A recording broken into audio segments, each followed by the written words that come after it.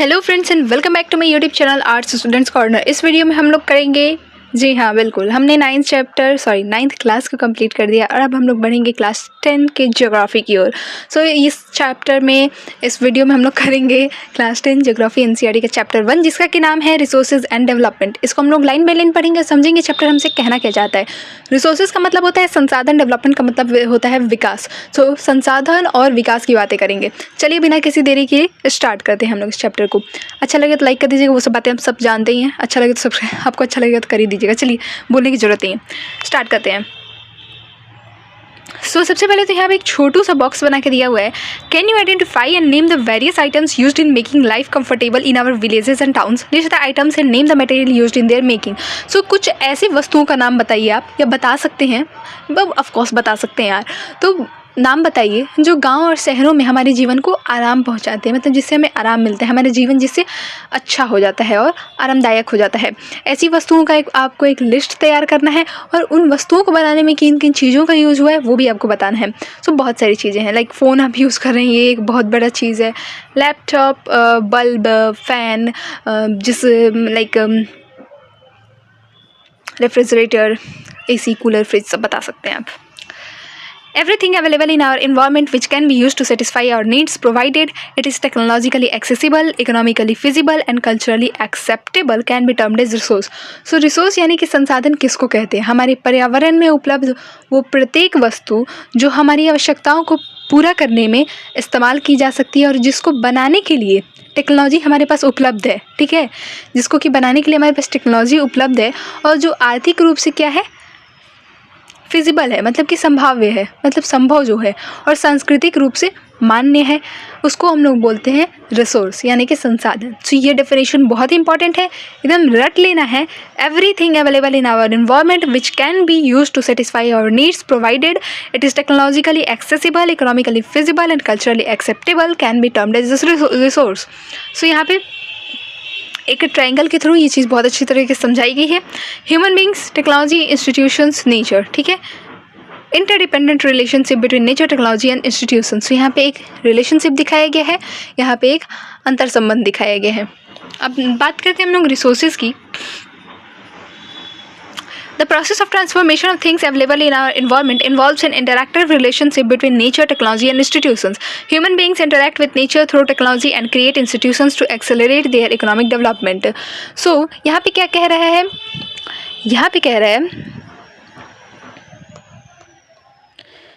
Did I missed something? नहीं, ठीक है। यहाँ पे कह रहा है कि हमारे पर्यावरण में उपलब्ध जो वस्तुएं हैं उसका जो रूपांतरण प्रक्रिया है प्रकृति, प्रौद्योगिकी और संस्थाओं के पारस्परिक क्रियात्मक संबंध में निहित है। मानव प्रौद्योगिकी द्वारा, मतलब कि हम जो टेक्नोलॉजी यूज़ करते हैं उससे प्रकृति के साथ हम लोग क्या करते हैं, कुछ कार्य करते हैं और अपने आर्थिक विकास की गति को तेज़ करने के लिए संसाधनों का और संस्थाओं का निर्माण करते हैं, संस्थाओं का निर्माण करते हैं, इंस्टीट्यूशंस का निर्माण करते हैं। Do you think that resource are free gifts of nature as is assumed by many? So क्या आपको भी यही लगता है? बहुत से अन्य लोगों की तरह के संसाधन तो प्राकृतिक उपहार है, ठीक है? दे आर नॉट, ऐसा नहीं है। Resources are a function of human activities. Human beings themselves are essential components of resources. They transform material available in our environment into resources and use them. These resources can be classified in the following ways. So ऐसा नहीं है। संसाधन क्या है कि मानवीय क्रियाओं का ही परिणाम है। अब संसाधन को संसाधन कौन बनाते हैं? हम मानव बनाते हैं। हम मानव भी खुद एक संसाधन है। So एक महत्वपूर्ण हिस्सा है हम संसाधनों का। वे पर्यावरण में हम लोग पर्यावरण में पाए जाने वाले जो पदार्थ हैं उसको संसाधन में परिवर्तित करते हैं और उन्हें प्रयोग करते हैं अपनी टेक्नोलॉजी का इस्तेमाल करके। इन संसाधनों का क्या किया गया है, वर्गीकरण कैसे कैसे किया गया, ये हम आगे पढ़ते हैं। तो यहाँ पे एक फ्लो चार्ट के थ्रू बहुत अच्छे से समझाया गया है। इसी फ्लो चार्ट को देखते हुए हम लोग करते हैं। तो सबसे पहले तो यहाँ देख सकते हैं आप लोग कि एक तो है नेचुरल, दूसरा है ह्यूमन। सो रिसोर्सेज को सबसे पहले एक प्राकृतिक संसाधन है, एक मानवीय संसाधन है। प्राकृतिक में फर्दर डिवाइड किया गया है रिन्यूएबल और नॉन रिन्यूएबल में। रिन्यूएबल मतलब ऐसे संसाधन जिनको कि रिन्यू किया जा सके, जिनका कि नवीकरण किया जा सके, उनको हम लोग बोलते हैं रिन्यूएबल रिसोर्सेज। और जो नॉन रिन्यूएबल है, जिसका कि नवीकरण नहीं किया जा सकता, तो वो अनवीकरण योग्य है, इसलिए नॉन रिन्यूएबल है। रिन्यूएबल में बात करें तो कंटिन्यूअस और फ्लो और बायोलॉजिकल में natural vegetation of wild life. So continuous मतलब कि सतत, मतलब प्रवाह जिसका होता है कंटिन्यूअस है, जैसे कि हवा है, जल है। और जैव, जैव में क्या आएंगे, वनस्पति आ जाएंगे, मतलब फ्लोरा फौना एक तरह से आ जाएगा। नॉन रिन्यूएबल में मैं बात करें तो रिसाइकलेबल मेटल्स और नॉन रिसाइकलेबल, रिसाइकलेबल में मेटल्स आएंगे।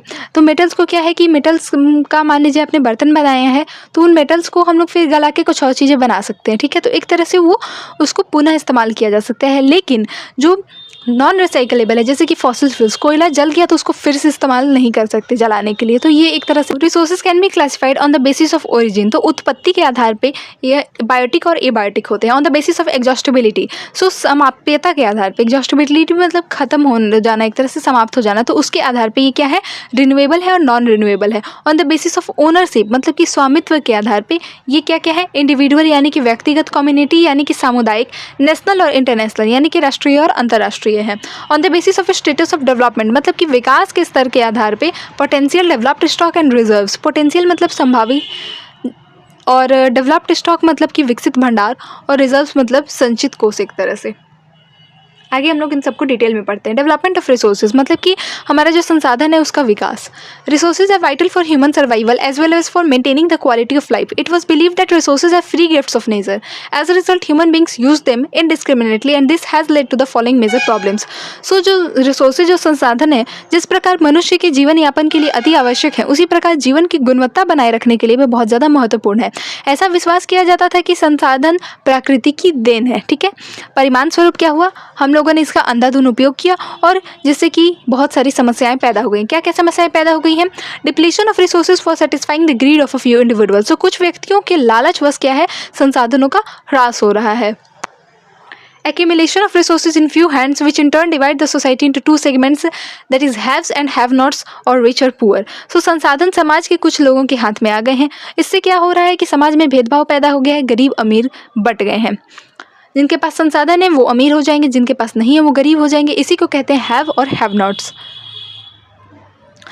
Indiscriminate exploitation of resources has led to global ecological crises such as global warming, ozone layer depletion, environmental pollution, land degradation. So संसाधनों का जो अंधाधुंध हमने उपयोग किया, शोषण किया, उससे क्या है कि वैश्विक पारिस्थितिकी संकट भी पैदा हो गया है। जैसे कि हमारा जो तापमान है धरती का, ग्लोबल वार्मिंग होते जा रहा है, बढ़ते जा रहा है तापमान। ओजोन जो परत है उसका डिप्लेशन हो रहा है, पर्यावरण में प्रदूषण बहुत ज़्यादा फैल गया और भूमि का निम्नीकरण भी हो रहा है, यानी कि लैंड डिग्रेडेशन।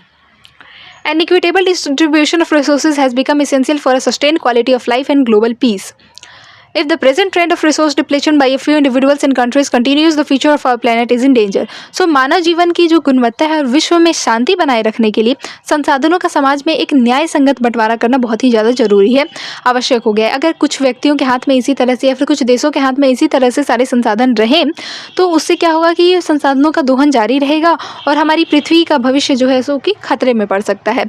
इसीलिए हर तरह के जीवन का अस्तित्व बनाए रखने के लिए क्या है कि रिसोर्सेज के उपयोग की हमें एक योजना बनाना बहुत ज़्यादा जरूरी हो गया है। सतत अस्तित्व सही अर्थ में सतत पोषणीय विकास का ही एक हिस्सा है, यानी कि sustainable existence is a component of sustainable development.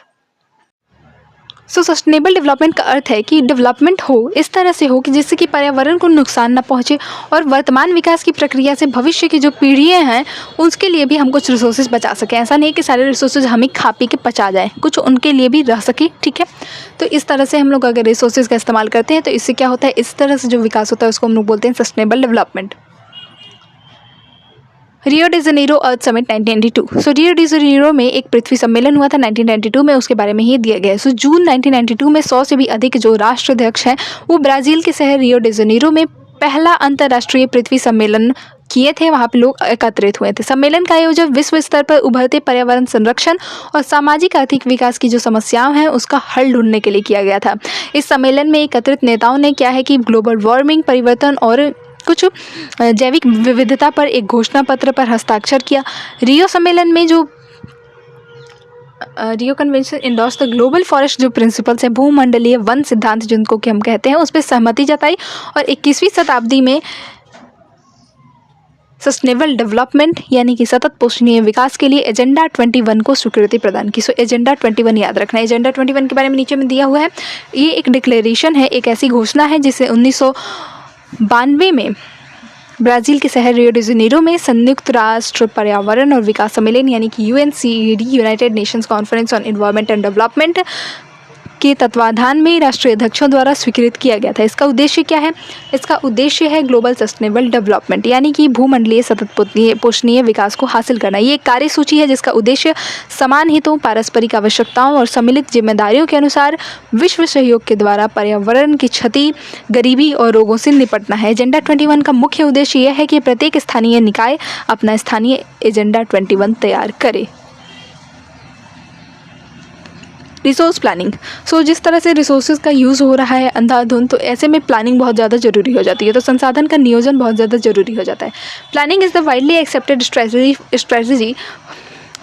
strategy for judicious use of resources. It has importance in a country like India, which has enormous diversity in the availability of resources. There are regions which are rich in certain types of resources but are deficient in some other resources. There are some regions which can be considered self-sufficient in terms of availability of resources and there are some regions which have acute shortage of some vital resources. So यहाँ पे क्या कह रहा है कि संसाधनों के विवेकपूर्ण उपयोग के लिए, मतलब कि सोचते हुए सस्टेनेबल तरीके से उसका उपयोग करने के लिए एक प्लानिंग बहुत ही ज़्यादा ज़रूरी है। इसलिए भारत जैसे देश में जहाँ संसाधनों की उपलब्धता में बहुत अधिक क्या है, विविधता है, मतलब कहीं कम है कहीं ज़्यादा है, और ये बहुत ज़्यादा महत्वपूर्ण हो जाता है। क्या महत्वपूर्ण हो जाता है? एक प्लानिंग करना, रिसोर्स प्लानिंग करना। यहाँ ऐसे देश भी हैं, प्रदेश भी हैं, राज्य भी हैं जहाँ एक तरह के संसाधन की बहुत ज़्यादा प्रचुरता है परंतु दूसरे तरह के संसाधनों की कमी है। कुछ ऐसे प्रदेश भी हैं जो संसाधनों की उपलब्धता के संदर्भ में आत्मनिर्भर हैं और कुछ ऐसे भी प्रदेश हैं जहाँ जो महत्वपूर्ण संसाधन है उनकी अत्यधिक कमी है। उदाहरण के लिए झारखंड, मध्य प्रदेश और छत्तीसगढ़ आदि जो ऐसे राज्य हैं उनमें खनिज और कोयले का प्रचुर भंडार है, लेकिन अरुणाचल प्रदेश में जल संसाधन का प्रचुर भंडार है, लेकिन मूल विकास की क्या है, कमी है। राजस्थान में जो है विंड एनर्जी और सोलर एनर्जी संसाधन की बहुतायत है, लेकिन जल संसाधनों की कमी है। लद्दाख का शीत जो मरुस्थल है वो देश के अन्य भागों से अलग थलग पड़ता है। यहाँ प्रदेश सांस्कृतिक विरासत का धनी है परंतु यहाँ जल, आधारभूत अवसंरचना और कुछ महत्वपूर्ण जो मिनरल्स हैं उनकी कमी है। इसीलिए राष्ट्रीय, प्रांतीय, प्रादेशिक और स्थानीय स्तर पर संतुलित संसाधन नियोजन की यानी कि एक रिसोर्स प्लानिंग की आवश्यकता है। Resource planning in India. Bharat में संसाधन नियोजन एक ये बहुत ही ज़्यादा कॉम्प्लेक्स यानी कि कॉम्प्लेक्स प्रोसेस है, यानी कि एक जटिल प्रक्रिया है जिसमें कि कुछ चीज़ें इन्वॉल्व हैं, जैसे कि identification and inventory of resources across the regions of the country. सबसे पहले तो क्या करना है कि देश के विभिन्न प्रदेशों में संसाधनों की पहचान करनी है और उनकी एक तालिका बनानी है। इस कार्य में क्षेत्रीय सर्वेक्षण करना होगा, मैप्स बनाने होंगे और संसाधनों का जो गुणात्मक एक और मात्रात्मक क्या है, अनुमान लगाना और मापन करना होगा। दूसरा क्या है कि evolving a planning structure enrolled with appropriate technology, skill and institutional setup for implementing resource development plans. संसाधन विकास योजनाएं लागू करने के लिए उपयुक्त जो टेक्नोलॉजी है, जो कौशल है, स्किल और संस्थागत नियोजन ढांचा एक तैयार करना होगा। तीसरा क्या है, matching the resource development plans with overall national development plans. संसाधन विकास योजना और राष्ट्रीय विकास योजना में एक समन्वय स्थापित करना होगा। दोनों के एक तरह से गोल्स मैच करने चाहिए, ये ना कि दोनों कहीं आपस में टकराव हो जाए, तो एक तरह से समन्वय स्थापित करना होगा सेंट्रल स्टेट के प्लान्स में। India has made concentrated efforts for achieving the goals of resource planning from the first 5-year plan launched after independence. स्वाधीनता के बाद ही यानी कि स्वतंत्रता के बाद ही भारत में संसाधन नियोजन के उद्देश्य की पूर्ति के लिए जो प्रथम पंचवर्षीय योजना से ही प्रयास किया गया था। किसी क्षेत्र के विकास के लिए जो रिसोर्सेज हैं उनकी जो अवेलेबिलिटी है वो एक आवश्यक क्या है, शर्त है, एक बहुत ही ज़्यादा ज़रूरी कंडीशन है। लेकिन टेक्नोलॉजी और जो इंस्टीट्यूशंस हैं उनमें तदनुरूपी परिवर्तन के अभाव में मात्र संसाधनों की उपलब्धता से ही विकास संभव नहीं है। देश में बहुत से ऐसे क्षेत्र हैं जो संसाधन समृद्ध होते हुए भी आर्थिक रूप से पिछड़े प्रदेशों की गिनती में आते रहते हैं। इसके विपरीत कुछ ऐसे भी प्रदेश हैं जहाँ की संसाधन की कमी है लेकिन वो आर्थिक रूप से पिछड़े हुए प्रदेश नहीं हैं। क्या आप संसाधन संपन्न परंतु आर्थिक रूप से पिछड़े और संसाधन विहीन परंतु आर्थिक रूप से विकसित प्रदेशों के नाम बता सकते हैं? ऐसी परिस्थिति होने के कारण भी आपको बताने हैं।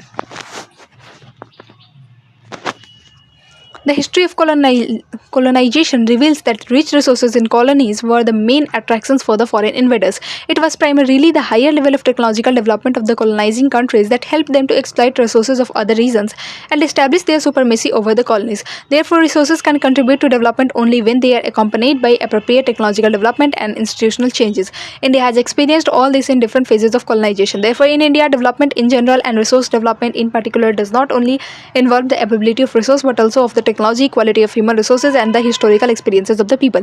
So resources को हम कब अच्छे से यूज़ कर पाएंगे? मान लीजिए एक कोई प्रदेश है, वहाँ पे रिसोर्सेज प्रचुर मात्रा में है, कोयला प्रचुर मात्रा में है, लेकिन वहाँ पे कोयला को खनन करने की टेक्नोलॉजी होनी चाहिए. अगर वो टेक्नोलॉजी ही नहीं है तो क्या फ़ायदा उस रिसोर्सेज का?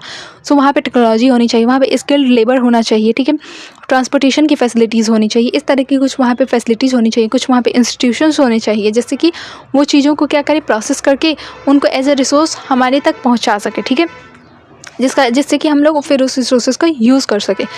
सो यहाँ पे क्या कह रहा है कि हमारा जो इतिहास है, भारत का इतिहास है, कॉलोनाइजेशन का जो इतिहास है, वहाँ पे क्या हुआ था कि संसाधन संपन्न प्रदेश विदेशी आक्रमणकारियों के लिए एक मुख्य आकर्षण बने रहे थे. उपनिवेशकारी देशों ने बेहतर प्रौद्योगिकी के सहारे उपनिवेशों के संसाधन का शोषण किया और उन पर अपना आधिपत्य क्या किया, स्थापित किया. अतः संसाधन किसी प्रदेश के विकास में तभी योगदान दे सकते हैं जब वहाँ उपयुक्त प्रौद्योगिकी विकास और संस्थागत परिवर्तन किए जाए. उपनिवेशन के विभिन्न चरणों में भारत ने इसका सबक अनुभव किया है. अतः विकास भारत में सामान्यतः तथा संसाधन विकास लोगों के मुख्यतः संसाधनों पर उपलब्धता पर आधारित नहीं, बल्कि इसमें हमें प्रौद्योगिकी चाहिए, टेक्नोलॉजी चाहिए, स्किल्ड लेबर चाहिए और स्किल्ड लेबर गुणवत्ता बहुत प्रभावित करती है. कंजर्वेशन ऑफ रिसोर्सेज की बात करते हैं, संसाधनों का संरक्षण. Resources are vital for any developmental activity but irrational consumption and over utilization of resources may lead to socio-economic and environmental problems. To overcome these problems, resource conservation at various levels is important. So संसाधन किसी भी तरह के विकास में बहुत ही महत्वपूर्ण भूमिका निभाते हैं, लेकिन जो रिसोर्सेज हैं उनका विवेकहीन उपभोग और अति उपयोग के कारण कई सामाजिक और आर्थिक और पर्यावरण से जुड़ी समस्याएं पैदा हो सकती हैं.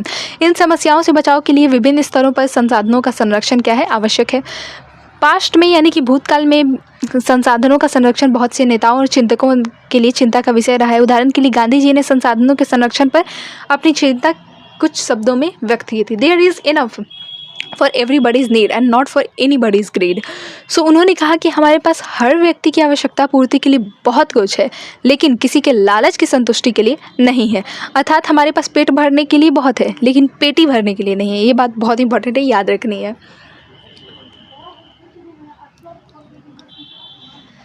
अब यहाँ पे एक और चीज़ दिया हुआ है. अंतर्राष्ट्रीय स्तर पर व्यवस्थित तरीके से संसाधन संरक्षण की वकालत 1968 में क्लब ऑफ रोम ने की. उसके बाद 1974 में सुमेसर ने अपनी पुस्तक स्मॉल इज़ ब्यूटीफुल में इस विषय पर गांधी जी के दर्शन की एक बार फिर से पुनरावृत्ति की है. और 1987 में ब्रुटनलैंड आयोग रिपोर्ट द्वारा वैश्विक स्तर पर संसाधन संरक्षण में मूलाधार योगदान किया गया. इस रिपोर्ट ने सस्टेनेबल डेवलपमेंट की संकल्पना प्रस्तुत की और संसाधन संरक्षण की वकालत की. ये रिपोर्ट बाद में हमारा आवर कॉमन फ्यूचर यानी कि हमारा साझा भविष्य शीर्षक से पुस्तक के रूप में भी प्रकाशित हुई. और इस संदर्भ में एक और महत्वपूर्ण योगदान रियो डी जेनेरो जो हमने पढ़ा ऊपर एजेंडा 21 वो भी था. लैंड रिसोर्सेज यानी कि भू संसाधन. We live on land, we perform our economic activities of land and on land and we use it in different ways. So हम कहाँ रहते हैं, भूमि पर रहते हैं, इस पर अनेक आर्थिक क्रियाकलाप भी करते हैं और विभिन्न रूपों से इसका उपयोग भी करते हैं. This land is a natural resource of utmost importance. So इसीलिए भूमि एक बहुत ही महत्वपूर्ण प्राकृतिक संसाधन है. प्राकृतिक वनस्पति, वन जीव जो है, मानव जीवन, आर्थिक क्रियाएं, परिवहन हो गया, ट्रांसपोर्टेशन यानी कि संचार वगैरह जो भी है, ये व्यवस्थाएं कहाँ उपलब्ध है, किस पे आधारित है, भूमि पर ही आधारित है. लेकिन भूमि एक सीमित संसाधन है, मतलब लैंड एक लिमिटेड रिसोर्स है. इसीलिए उपलब्ध भूमि का विभिन्न उद्देश्यों के लिए उपयोग सावधानी और योजनाबद्ध तरीके से होना चाहिए. यहाँ पे एक पाई चार्ट के थ्रू शो किया गया है कि कितना एरिया हमारा प्लेन एरिया है, कितना पर्वतीय एरिया और कितना प्लेट्यू एरिया है. 27% प्लेट्यू एरिया, 43% हमारा प्लेन एरिया, 30% हमारा माउंटेनियस एरिया है.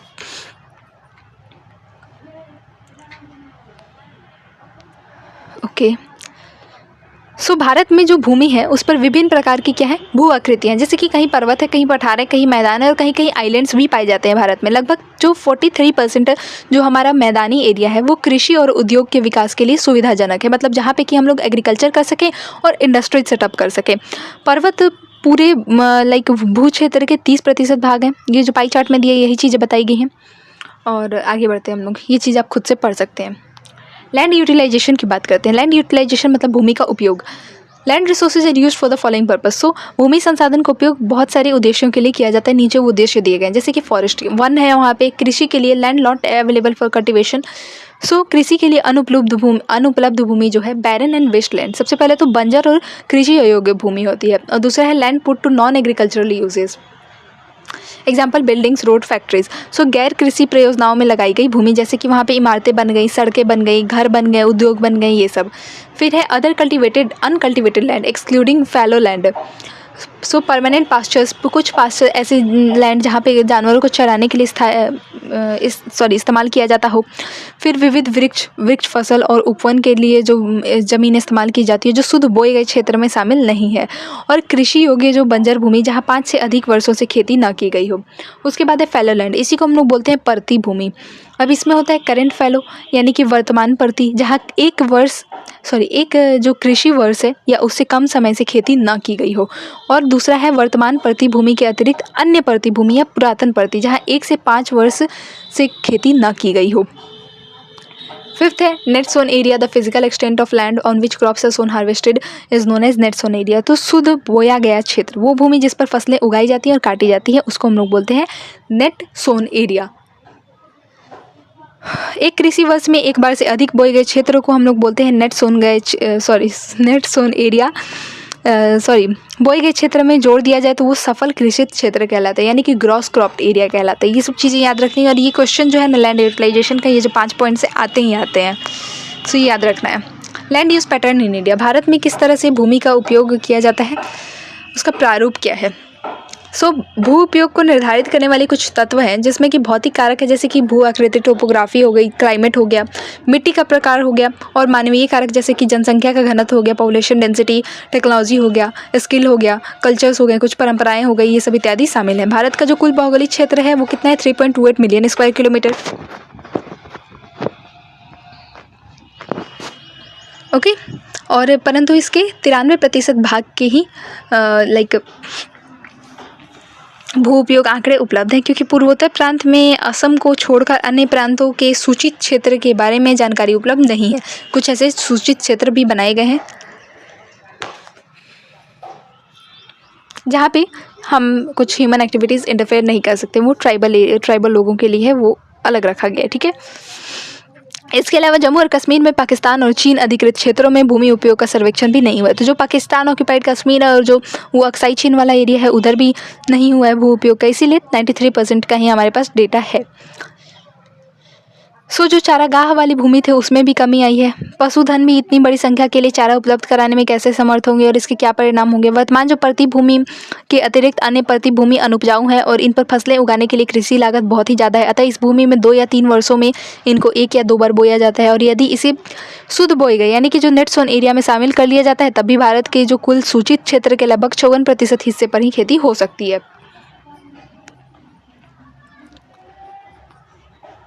ओके, नेट सोन एरिया का प्रतिशत भी विभिन्न राज्यों में अलग अलग है। जैसे कि पंजाब और हरियाणा में 80% भूमि पर खेती होती है, लेकिन अरुणाचल प्रदेश, मिजोरम, मणिपुर और अंडमान निकोबार जो आइलैंड्स एरियाज़ हैं उसमें 10% से भी कम क्षेत्र में खेती होती है। फिर हमारे देश की जो राष्ट्रीय वन नीति है, जो नेशनल फॉरेस्ट पॉलिसी है 1952, उसके द्वारा निर्धारित वनों के अंतर्गत 33% भौगोलिक क्षेत्र क्या है, वांछित हैं, जिसकी तुलना में वन के अंतर्गत क्षेत्र काफ़ी कम है। वन नीति द्वारा निर्धारित यह सीमा पारिस्थितिकी संतुलन बनाए रखने के लिए बहुत ही ज़्यादा जरूरी है। मतलब इससे घटेगा तो फिर डिस्टर्बेंसेस होंगे, इतना रहना जरूरी है। सो जो वन क्षेत्र हैं, मतलब फॉरेस्ट एरियाज़, उनके आसपास भी कुछ लोग रहते हैं। ठीक है, जैसे कुछ ट्राइबल एरियाज़ ही हो गए, या नॉर्मल जो पॉपुलेशन कुछ लोग वन क्षेत्र के आसपास रहते हैं। तो बहुत पुराने टाइम से वो क्या है, वन पे डिपेंडेंट है, मतलब फॉरेस्ट पे डिपेंडेंट है बहुत सारी चीज़ों के लिए। लाइक उनको खाना बनाने के लिए लकड़ियाँ चाहिए होती होंगी तो फॉरेस्ट से ही ले आते होंगे, या फिर फॉरेस्ट से कुछ ऐसे उत्पाद ले आते होंगे वो जिसे वो मार्केट में बेचते होंगे, कुछ पैसे कमाते होंगे। ठीक है, या कुछ खाने पीने की चीज़ें वो फॉरेस्ट से इकट्ठा करते होंगे। तो क्या होता है कि इसीलिए वन क्षेत्रों को तो एकदम मतलब संरक्षित किया गया और एक प्रॉपर उसका परसेंटेज दिया गया है कि इतना रहना अनिवार्य है। और वन क्षेत्रों के आसपास जो रहने वाले लाखों लोग हैं उनकी क्या है कि इनकम मतलब कि आजीविका इस पर निर्भर करती है। फिर लैंड यूज़ का एक भाग बंजर भूमि और दूसरा गैर कृषि मतलब कि नॉन एग्रीकल्चरल कार्यों मतलब प्रयोजनों में लगाई गई भूमि को कहलाता है। फिर बंजर भूमि में पहाड़ी चट्टानें हो गई, सूखा और मरुस्थल एरिया जो है लाइक डेजर्ट एरिया वो सब शामिल है। नॉन एग्रीकल्चर प्रयोजनों में लाई गई भूमि में बस्तियाँ, सड़कें हो गए जहाँ पे रेलवे लाइंस जहाँ बिछाए गए या फिर जहाँ पे इंडस्ट्रीज़ लगाई गई, ये सब आते हैं। लंबे समय तक लगातार हम भूमि संरक्षण और प्रबंधन की अवहेलना करने और लगातार लैंड यूज़ के कारण जो हमारे लैंड रिसोर्सेज हैं उनका कमी हो रहा है यानी कि निम्नीकरण हो रहा है। इसके कारण समाज और पर्यावरण पर गंभीर आपदा आ सकती है। Land degradation and conservation measures, तो भूमि निम्नीकरण और इसके संरक्षण के क्या उपाय हैं। सो भूमि यानी कि लैंड एक ऐसा ही संसाधन, एक ऐसा रिसोर्स है जिसका उपयोग हमारे पूर्वज करते आए हैं और हमारे आने वाली पीढ़ी भी इसी लैंड का उपभोग करेगी। हम भोजन, मकान, कपड़े या अपनी जो भी मूल आवश्यकताएं हैं उसका 95% भाग भूमि से प्राप्त करते हैं। मानव क्रियाएं जो है जो हम लोग करते हैं उसके कारण न केवल भूमि का निम्नीकरण हो रहा है बल्कि भूमि को नुकसान पहुंचाने वाली प्राकृतिक ताकतों को भी बल मिल रहा है। Some human activities such as deforestation, overgrazing, mining and quarrying too have contributed significantly in land degradation. तो ये सब कुछ और रीजन्स है जिसके कारण कि लैंड डिग्रेडेशन हो रहा है। तो यहाँ पे हमने देखा कि किस तरह से लैंड डिग्रेडेशन हो रहा है और इधर और कुछ दिया हुआ है तो मैं आपको बता देती हूँ। अब क्या है कि सारे देखिए मैं इतना लाइन बाय लाइन पढ़ूंगी फिर उसका हिंदी बताऊंगी तो आपका ही टाइम वेस्ट होगा। इससे बेहतर है मैं आपको एक इसका ओवरव्यू दे देती हूँ। तो आमतौर पे जो माइनिंग की जाती है जिन खदानों में, तो वहाँ माइनिंग करने के बाद खदान वाले जो स्थान रहते हैं उसको गहरी खाइयों और मलबे के साथ खुला छोड़ दिया जाता है। और माइनिंग करने के कारण झारखंड, छत्तीसगढ़, मध्य प्रदेश और उड़ीसा जैसे कुछ राज्य हैं जिनमें कि वनोन्मूलन भूमि निम्नीकरण का कारण बना है।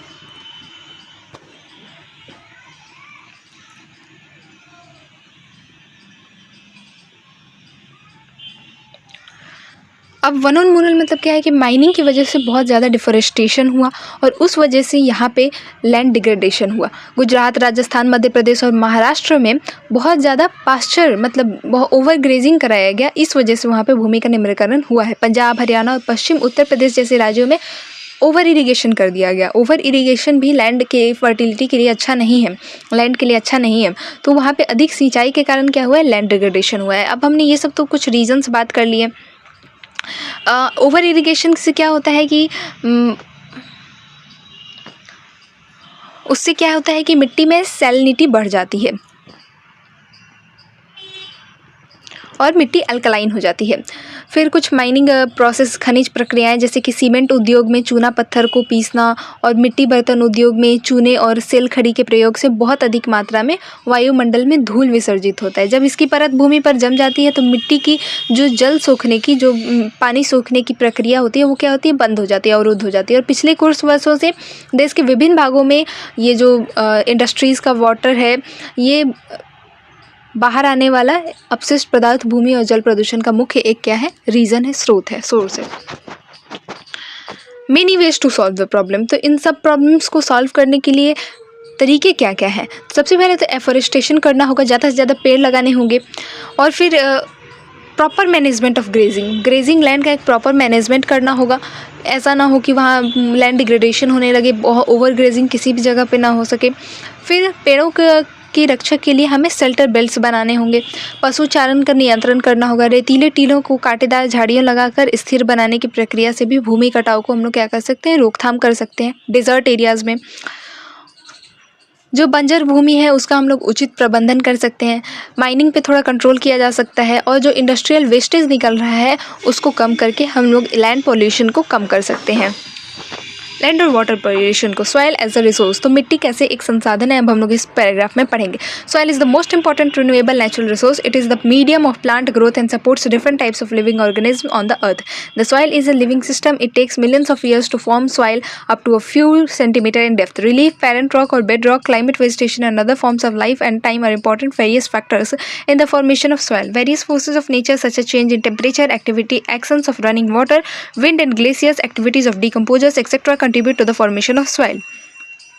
सो मिट्टी, जिसको कि हिंदी में मृदा भी आप लोग कहीं कहीं देखेंगे तो मिलेगा आपको देखने के लिए। मृदा या मिट्टी या सॉइल की बात करें तो ये सबसे महत्वपूर्ण क्या है, सबसे महत्वपूर्ण रिन्यूएबल नेचुरल रिसोर्स है, यानी कि नवीकरण योग्य प्राकृतिक संसाधन। ये पौधों के विकास का एक माध्यम है, यहीं पे पौधे उगते हैं, यहीं पे हम एग्रीकल्चर करते हैं जिससे हमारा पेट भरता है, ये जानवरों का भी पोषण करती है। सो एक तरह से ये मिट्टी जीवन तंत्र है।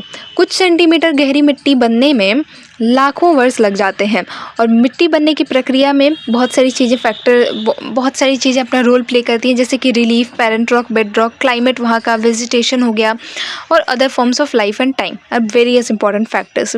सो प्रकृति के अनेक तत्व जैसे कि ये सब तापमान परिवर्तन, बहते जल की क्रिया, वायु, फिर ग्लेशियर्स, अपघटन क्रियाएं आदि मिट्टी बनने की प्रक्रिया में क्या करती हैं, योगदान देती हैं। और मिट्टी में होने वाली रासायनिक और जैविक परिवर्तन भी महत्वपूर्ण है। अब यहाँ पे सॉइल प्रोफाइल का एक अच्छा सा डायग्राम बना के दिया हुआ है। सॉइल प्रोफाइल का तो सबसे ऊपर जो है, ऊपर जो हरा हरा लेयर है ये है ऊपरी क्या है, टॉप सॉइल, इसको हम लोग बोलते हैं अपर सॉइल लेयर। उसके बाद है सब soil, weathered rock, sand and silt clay. तो यहाँ पे सैंड मतलब बालू मिलेगा आपको, सिल्ट थोड़ा बहुत गाल टाइप मिल सकता है और क्ले मतलब यहाँ पे मिट्टी मिलेगी। और उससे नीचे जाते हैं तो substratum, weathered parent rock material, और उसके नीचे है अनवेदर्ड पेरेंट बेड रॉक। ठीक है,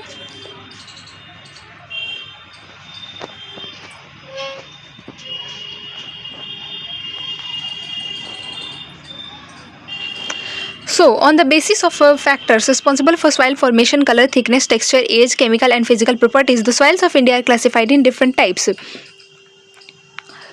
तो यहाँ पे क्या कह रहा है कि मिट्टी बनने की प्रक्रिया को निर्धारित करने वाले तत्व जैसे कि उनके रंग हो गए, गहराई हो गई, उनका गठन हो गया, आयु हो गया, कुछ केमिकल प्रॉपर्टीज उसकी हो गई। इसको भौतिक गुणों के आधार पर क्या है कि भारत की मिट्टियों को निम्नलिखित भागों में बांट दिया गया है। कौन कौन से भाग है? सबसे पहले एलुवियल सॉइल है, यानी कि जलोढ़ मिट्टी कहते हैं एलुवियल सॉइल को। This is the most widely spread and important soil. In fact, the entire northern plains are made of alluvial soil. These have been deposited by three important Himalayan river systems, the Indus, Ganga and the Brahmaputra. These soils also extend in Rajasthan and Gujarat through a narrow corridor. Alluvial soil is also found in the eastern coastal plains, so particularly in the deltas of the Mahanadi, Godavari, Krishna and Kaveri rivers. So ये मिट्टी mainly रूप से, विस्तृत रूप से काफ़ी दूरी तक ये फैली हुई है और ये देश की सबसे महत्वपूर्ण मिट्टी है। वास्तव में जो संपूर्ण हमारा नॉर्दर्न प्लेन्स है वो किससे बना हुआ है? एलुवियल सॉइल से बना हुआ है और ये बहुत ही फर्टाइल होती है। ये मिट्टी हिमालय की 3 महत्वपूर्ण नदी जो रिवर सिस्टम है, जो एक Indus river system, Ganga river system और ब्रह्मपुत्र रिवर सिस्टम, ये तीनों के बारे में हमने पहले क्लासेस में डिटेल में पढ़ा हुआ है। तो उनके द्वारा बनाई गई ये एक मिट्टी है। एक संकरे गलियारे के द्वारा ये मिट्टियाँ राजस्थान और गुजरात तक भी फैली हुई हैं। पूर्व तटीय मैदान विशेष करके महानदी, गोदावरी, कृष्णा और कावेरी नदियों के डेल्टा एरिया जो है वहाँ पे भी आपको एलुवियल सॉइल मिल जाएगा। सो एलुवियल सॉइल में आपको रेत, सिल्ट और क्ले के भी विभिन्न मतलब रेशियोज़ में पाए जाएंगे। ये सारी चीज़ें भी आपको मिलेंगी इसमें। जैसे हम नदी के मुहाने से घाटी के ऊपर की ओर जाते हैं तो जो मिट्टी के कण होते हैं उनका आकार क्या होता है? बढ़ता चला जाता है और नदी घाटी के ऊपरी भाग में जैसे ढाल भंग के समीप मोटे कण वाली मिट्टियाँ पाई जाती हैं। ऐसी मिट्टियाँ पर्वतों की तलहटी पर बने मैदानों जैसे कि डुआर्स, चोज एंड तेराई, तो ये इस तरह की आमतौर पर पाई जाती हैं इन सब रीजन्स में। Apart from the size of their grains or components, soils are also described on the basis of their age. According to their age, alluvial soils can be classified as old alluvial, that is called Bangar, and new alluvial, that is called Khadar. So कणों का जो आकार है या इसके घटकों के अलावा मिट्टियों की पहचान उसकी आयु से भी होती है, मतलब कि उसकी एज से भी होती है। पुरानी लाइक एलुवियल सॉइल को हम लोग बोलते हैं बांगर या पुरानी जलोढ़ मिट्टी भी कहते हैं, ठीक है। और जो नए बने हैं मतलब उसके बाद जो बने हैं उनको हम लोग नया जलोढ़ या फिर खादर बोलते हैं।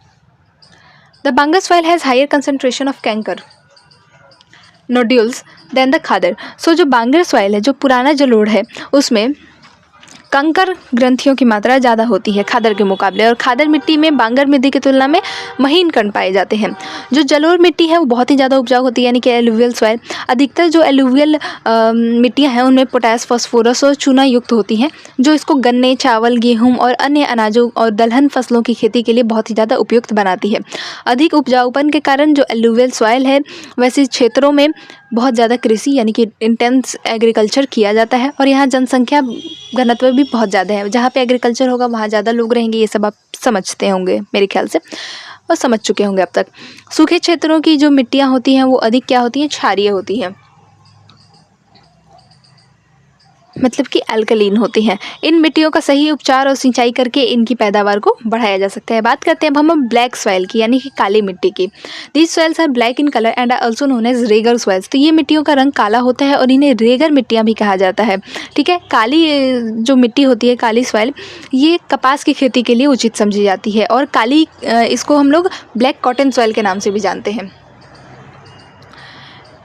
Okay, it is believed. तो ये माना जाता है कि जो क्लाइमेट है, मतलब कि जो जलवायु है और कुछ जनक शैल हैं, उसने काली मिट्टी के बनने में महत्वपूर्ण योगदान दिया है। इस प्रकार की मिट्टियाँ कहाँ मिलेंगी? डेक्कन प्लेट्यू बसाल्ट क्षेत्र के उत्तर पश्चिमी भागों में पाई जाती हैं और लावा जनक शैलों से बनी हुई हैं। यानी कि ये सब लावा फ्लोज, ज्वालामुखी फटता है तो उससे क्या निकलता है? लावा। और जब लावा ऊपर ही ठंडा हो जाता है तो वो एक तरह से चट्टान बन जाता है। तो उसी तरह से ये काली मिट्टियाँ बनी हुई हैं। They cover the plateaus of Maharashtra, Saurashtra. So ये मिट्टियाँ महाराष्ट्र, सौराष्ट्र, मालवा, मध्य प्रदेश, छत्तीसगढ़ के प्लेट्यू एरिया यानी कि पठारी एरिया पर पाई जाती हैं, और दक्षिण पूर्वी दिशा में गोदावरी और कृष्णा नदियों की घाटियों तक फैली हुई हैं। The black soils are made up of extremely fine clayey material. They are well known for their capacity to hold moisture. In addition, they are rich in soil nutrients such as calcium, carbonate, magnesium, potassium, and lime. So काली मिट्टी बहुत ही महीन कणों से बनी होती है और ये क्लेई होती है। ठीक है, इसमें नमी जो धारण करने की क्षमता होती है बहुत अधिक होती है और इसीलिए ये जानी जाती है। इसके अलावा क्या होता है कि ये मिट्टियाँ कैल्शियम, कार्बोनेट, मैग्नीशियम, पोटास और चूने जैसे पौष्टिक तत्वों से परिपूर्ण होती हैं। यहाँ पे मैप दिया हुआ है मेजर सॉइल टाइप्स का, इसको एक बार अच्छे से देख लीजिएगा कि इस रीजन में कौन से टाइप के सॉइल पाए जाते हैं। दीज सॉइल से जनरली पुअर इन फॉस्फोरस। तो क्या होता है कि ब्लैक सॉइल पोटास, मैग्नीशियम, चूने ऐसी इसमें पौष्टिक तत्व पाए जाते हैं, लेकिन इसमें फॉस्फोरस की मात्रा कम होती है और गर्म और शुष्क मौसम में इन मिट्टियों में गहरी दरारें पड़ जाती हैं, जिसमें इन्हें अच्छी तरह जिससे क्या होता है कि उस समय इस मिट्टी में अच्छी तरह से वायु मतलब कि हवा का मिश्रण हो जाता है। गीली होने पर ये मिट्टियाँ चिपचिपी हो जाती हैं और इनको इनका wet and difficult to work, हाँ, तो इनका टिलिंग करना मुश्किल हो जाता है, मतलब इनको जोतना मुश्किल हो जाता है। इसीलिए इसकी जुताई मानसून प्रारंभ होने के पहले ही बौछार से शुरू कर दी जाती है। रेड एंड येलो सॉइल की बात करते हैं। अगली मिट्टी है लाल और पीली मिट्टी। Red soils develop on crystalline igneous rocks in areas of low rainfall in the eastern and southern parts of the Deccan Plateau। तो जो लाल मिट्टी है वो डेक्कन प्लेटियो के पूर्वी और दक्षिणी हिस्सों में क्रिस्टलाइन इग्नियस रॉक्स पर कम वर्षा वाले भागों में विकसित हुई है। लाल और पीली मिट्टी ओडिशा, छत्तीसगढ़, मध्य गंगा मैदान के दक्षिणी छोर पर और पश्चिमी घाट के पहाड़ी पथ पर पाई जाती हैं। इन मिट्टियों का लाल रंग आयरन के डिफ्यूजन की वजह से आता है और इनका पीला रंग इसमें जल योजन के कारण होता है। When it occurs in a hydrated form. So जल योजन के कारण इनमें पीला रंग आता है और आयरन के डिफ्यूजन की वजह से इनमें लाल रंग आता है। लेटराइट सॉइल की बात करते हैं तो लेटराइट मिट्टी की बात करते हैं। Laterite has been derived from the Latin word later which means brick. The laterite soil develops under tropical and sub tropical climate with alternate wet and dry season. The soil is the result of intense leaching due to heavy rain. Lateritic soils are mostly deep to very deep acidic, generally deficient in plant nutrients and occur mostly in southern states. Western Ghats region of Maharashtra, Odisha, some parts of West Bengal and northeast regions where these soil supports deciduous and evergreen forest. It is humus rich but under sparse vegetation and semi arid environment it is generally humus poor. So यहाँ पे क्या कह रहा है कि ये जो laterite मिट्टी होती है, ये पहले तो लेटराइट शब्द कहाँ से आया है, ये एक ग्रीक भाषा के शब्द से लिया गया है लेटर, जिसका कि मतलब होता है ईंट। लेटराइट मिट्टी का जो निर्माण है वो उष्णकटिबंधीय, मतलब कि ट्रॉपिकल और सब ट्रॉपिकल क्लाइमेट, यानी कि उष्णकटिबंधीय और उपोष्णकटिबंधीय जलवायु क्षेत्रों में, थोड़ा जहाँ नमी हो, आर्द्रता हो, ह्यूमिडिटी हो और शुष्क ऋतुओं में एक के बाद एक आने के कारण हुआ है। ये भारी वर्षा से अत्यधिक लीचिंग का परिणाम है। लेटराइट मृदा अधिकतर क्या होती है, मिट्टी जो होती है अधिकतर गहरी होती है और अम्लीय होती है, मतलब कि एसिडिक होती है और बहुत गहरी होती है। इसमें सामान्यतः पौधों के जो पोषक तत्व होते हैं उनकी कमी होती है। ये अधिकतर दक्षिण राज्यों, महाराष्ट्र के पश्चिम घाट क्षेत्रों, ओडिशा, पश्चिम बंगाल के कुछ भागों तथा उत्तर पूर्वी प्रदेशों में पाई जाती हैं, जहाँ इस मिट्टी में पर्णपाती और सदाबहार वन मिलते हैं, यानी कि deciduous and evergreen forest. Deciduous को हम लोग हिंदी में बोलते हैं पर्णपाती और एवरग्रीन फॉरेस्ट को बोलते हैं सदाबहार वन। वहाँ इसमें ह्यूमस पर्याप्त रूप में पाया जाता है, लेकिन जो विरल वनस्पति और अर्ध शुष्क पर्यावरण में इसमें ह्यूमस की मात्रा कम पाई जाती है। और क्या दिया हुआ है, स्थल रूपों यानी कि लैंडस्केप पर उनकी स्थिति के अनुसार उनमें अपरदन तथा भूमि निम्नीकरण की संभावना होती है। मतलब कि ये डिपेंड करता है कि वहाँ का लैंडस्केप कैसा है, उस अनुसार यहाँ पे डिग्रेडेशन या फिर इरोजन होगा। मिट्टी का संरक्षण के उचित तकनीक अपनाकर इन मिट्टियों पर कर्नाटक, केरल और तमिलनाडु में चाय और कॉफ़ी उगाई जाती है। तमिलनाडु, आंध्र प्रदेश और केरल की लाल लेटराइट मिट्टियों में काजू की फसल उगाई जाती है और उसके लिए अधिक उपयुक्त है। एरिड सॉइल्स की बात करते हैं, यानी कि मरुस्थली मिट्टी की। Arid soils range from red to brown in colour. They are generally sandy in texture and saline in nature. In some areas the salt content is very high and the common salt is obtained by evaporating the water. Due to the dry climate, high temperature, evaporation is faster and the soil lacks humus and moisture. तो मरुस्थल की मिट्टी यानी कि arid soil जो है उसका रंग लाल और भूरा होता है। ये मिट्टियाँ आमतौर पर रेतीली और क्या होती है, अल्कलीन सैलिन होती हैं। कुछ क्षेत्रों में नमक की मात्रा इतनी अधिक है कि झीलों से ये क्या कहते हैं कि इवेपोरेशन करके खाने का नमक भी बनाया जाता है। एरिड कंडीशंस यानी क्लाइमेटिक कंडीशंस यानी कि शुष्क जलवायु और हाई टेम्परेचर, उच्च तापमान के कारण यहाँ पे इवेपोरेशन रेट क्या है, ज़्यादा है और मिट्टियों में ह्यूमस और नमी की मात्रा कम होती है। मिट्टी की सतह के नीचे कैल्शियम की मात्रा बढ़ती चली जाती है और नीचे की परतों में चूनों के कंकर की सतह पाई जाती है। इसके कारण मिट्टी में जल अंतः यानी कि इन्फिल्ट्रेशन अवरुद्ध हो जाता है। इस मिट्टी को सही तरीके से सिंचित करके कृषि योग्य बनाया जा सकता है, जैसा कि पश्चिम राजस्थान में अभी हो रहा है। एरिड सॉइल का यहाँ फिगर आप देख सकते हैं। फॉरेस्ट सॉइल की बात करते हैं, मतलब कि वन की मिट्टियाँ। These soils are found in the hilly and mountainous areas where sufficient rain forest are available. The soils texture varies according to the mountain environment where they are formed. They are loamy and silty in valley sides and coarse grain in the upper slopes. So ये मिट्टियाँ आमतौर पर पहाड़ी और पर्वतीय क्षेत्रों में पाई जाती हैं ना, पहाड़ी और पर्वतीय क्षेत्रों में पाई जाती हैं जहाँ पर्याप्त वर्षावन उपलब्ध है। इन मिट्टियों के गठन में पर्वतीय पर्यावरण के अनुसार बदलाव आता रहता है। नदी घाटियों में ये मिट्टियाँ दोमट और सिल्टेदार होती हैं, परंतु ऊपरी ढालों पर इनका गठन मोटे कणों का होता है। हिमालय की जो These soils experience denudation and are acidic with low humus content. तो हिमालय के जो हिमाच्छादित क्षेत्र में इन मिट्टियों का बहुत ही ज़्यादा इरोजन होता है, यानी कि अपरदन होता है और ये एसिडिक तथा ह्यूमस रहित होती हैं, मतलब इनमें ह्यूमस नहीं होता है। नदी घाटियों के निचले क्षेत्र विशेष करके नदी सोपानों और जो एल्यूवियल फैंस हैं आदि में ये मिट्टियाँ क्या होती हैं, उपजाऊ होती हैं। Soil erosion and soil conservation की बात करते हैं। सॉइल इरोजन और सॉइल कंजर्वेशन, मिट्टी के कटाव और उसके बहाव की प्रक्रिया को क्या कहते हैं हम लोग, सॉइल इरोजन कहते हैं, यानी कि the denudation of the soil cover and subsequent washing down is described as soil erosion. इसको याद रखिएगा। मिट्टी के बनने और इरोजन की क्रियाएं आमतौर पर साथ साथ चलती रहती हैं और दोनों में संतुलन होता है, परंतु क्या होता है कि ये संतुलन एक बैलेंस्ड होता है, परंतु जो हमारी क्रियाएँ ह्यूमन एक्टिविटीज़ है, जैसे कि डिफॉरेस्टेशन हो गया, ओवरग्रेजिंग हो गया, कंस्ट्रक्शन हो गया, माइनिंग हो गया, इनसे कई बार क्या होता है कि ये संतुलन भंग हो जाता है और प्राकृतिक तत्व जैसे कि विंड, वाटर, ग्लेशियर्स ये क्या करते हैं, इरोजन करने लगते हैं सॉइल का। बहता जल natural forest like okay running water cuts to the clayey soil. So बहता जल क्या होता है कि क्लेई सॉइल को काटते हुए गहरी क्या कहते हैं, वाहिकाएं बनाता है। डीप चैनल्स, उसको हम लोग क्या बोलते हैं, गलीज, याद रखना है, उसको हम लोग बोलते हैं गलीज। और मैं बता देती हूँ इसमें क्या हुआ, the land becomes unfit for cultivation and is known as a bad land. So ऐसी भूमि जोतने योग्य नहीं रहती और इसे हम लोग क्या बोलते हैं, बैड लैंड, यानी कि उत्खात भूमि, हिंदी में बोलते हैं उत्खात भूमि।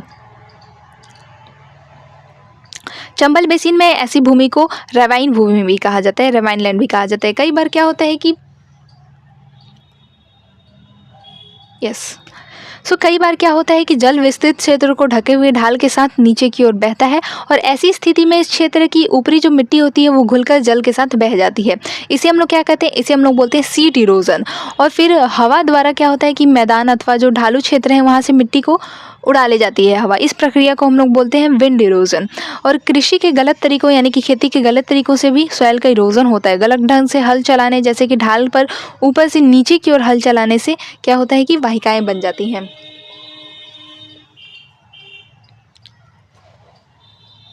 चैनल्स बन जाती हैं, जिसके अंदर से बहता पानी आसानी से मिट्टी का कटाव करते हुए वो बहा के ले जाता है।